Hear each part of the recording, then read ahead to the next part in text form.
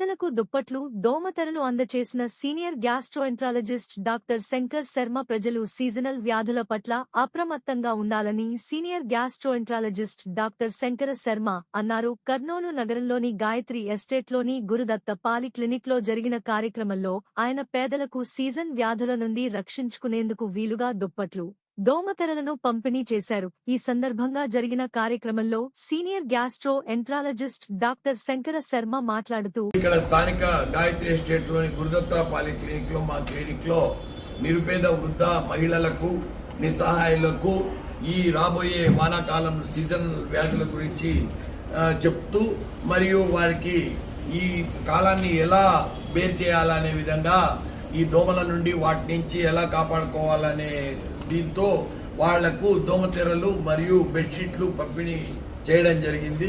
ముఖ్యంగా ఈరోజు వాళ్ళకి అవి ఇస్తూ నేనేం చెప్పానంటే, ఈ వాటర్ అనేది చాలా కంటామినేటెడ్ వాటర్ వస్తున్నది ఇప్పుడు. అంటే ఈ కాలంలో కూడా వాటర్ కంటామినేషన్ కామను, కలరా, విరేచనాలు అనేవి కామన్గా వస్తుంటాయి. ఇప్పుడే మనం చూసాము ఆ పక్క కోస్టల్ డిస్ట్రిక్ట్స్లో కూడా కలరా అవి వస్తూ ఉన్నాయి. కాబట్టి మన కర్నూలులో ఇంతవరకు ఒక కేసు కూడా రాలేదు. కానీ మనం జాగ్రత్త పడుతున్నారు అధికారులు.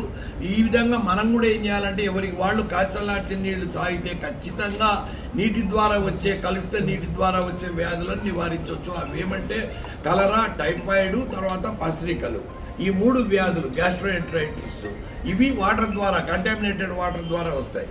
ఇదే టైంలో దోమలు కూడా చాలా ఎక్కువ ఉంటాయి. అందుకని బెడ్షీట్స్ ఉడతాబత్తిగా సింబాలిక్గా వీళ్ళకి ఇవ్వడం జరిగింది.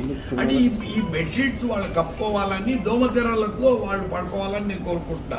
ఎందుకంటే దోమలు కరిచినాయంటే మెయిన్గా మలేరియా, డెంగీ ఫీవరు, మెదడువాపు వ్యాధి.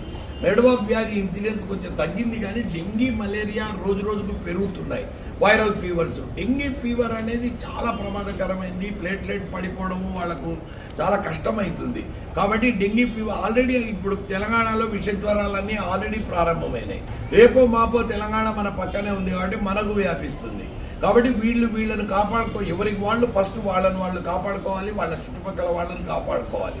కాబట్టి ఆరోగ్య సూత్రాలు, వాళ్ళు ముఖ్యంగా పోషక విలువలు ఉండే ఆహారాలు అంటే పళ్ళు, ముఖ్యంగా తాజా ఆకుకూరలు, కూరగాయలు ఇట్లాంటివి తినొచ్చు. ఎగ్ అవైలబిలిటీ ఉంటే కానీ డైలీ ఒక వారానికి ఒక ఎగ్ తిన్నా పర్వాలేదు. మెయిన్గా యాపిల్ ఫ్రూట్స్, పపాయ ఫ్రూట్స్ ఇట్లాంటివి తినాలని, వీళ్ళను కాపాడుకోవాలా. వచ్చే ఈ సీజనల్ వ్యాధులలో మెయిన్గా వచ్చేటివి ఏమంటే జలుబు, దగ్గు, అలాంటి వైరల్ ఫీవర్స్ వస్తాయి, మరియు డెంగీ, మలేరియా ఫీవర్లు వస్తాయి. ఇవే కాకుండా విరేచనాలు, వీధులు కొట్టుకొని పోతాయి అవి, ఆ వాటర్ గాన కంటామినేట్ అయిందంటే. కాబట్టి ఊర్లు కలరాకు బలయ్యేటివి. కానీ ఇప్పుడు వచ్చే అవకాశం లేదు. కానీ వాటర్ గాన వీళ్ళు ఓపికతో కాచి చల్లార్చిన నీళ్లు పిల్లలు, పెద్దలు తాగినారంటే తప్పక వాటర్ ద్వారా వచ్చే వ్యాధులను నివారించుకోవచ్చు. సో ఇటువంటివి మరిన్ని కార్యక్రమాలు మేము భవిష్యత్తులో చేస్తుంటాము. మన కర్నూలు ప్రజలను ఉద్దేశించి నేను ఇదే కోరుకుంటున్నాను.